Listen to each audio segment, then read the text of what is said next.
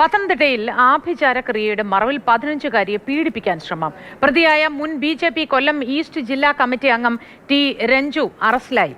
കഴിഞ്ഞ 10-ാം തീയതിയായിരുന്നു ഇത്തരത്തിലൊരു സംഭവം ഉണ്ടായത്. പെൺകുട്ടിയുടെ വീട്ടിൽ വെച്ച് തന്നെയാണ് പീഡിപ്പിക്കാൻ ശ്രമിച്ചത്. പെൺകുട്ടി രക്ഷിതാക്കളോട് വിവരം പറഞ്ഞതിനെ തുടർന്നിട്ടാണ് ഈ ഒരു വിവരം പുറത്തറിയുന്നത്. എന്തായാലും നിലവിൽ പോലീസ് കേസ് എടുത്തിട്ടുണ്ട്, പ്രതിയെ അറസ്റ്റ് ചെയ്തിട്ടുമുണ്ട്. ഇന്ന് കോടതിയിൽ ഹാജരാക്കും. രക്ഷിതാക്കൾ അടൂർ പോലീസിലാണ് പരാതി നൽകി. അടൂർ പോലീസാണ് പിടിച്ചിരിക്കുന്നത്. ആഭിചാരക്രിയയുടെ മറവിലാണ് ഇത്തരത്തിലൊരു പീഡന ശ്രമം നടത്തിയത്. BJPയുടെ മുൻ കൊല്ലം ജില്ലാ ഈസ്റ്റ് കമ്മിറ്റി അംഗമായ ടി രഞ്ജു ആണ് അറസ്റ്റിലായിരിക്കുന്നത്.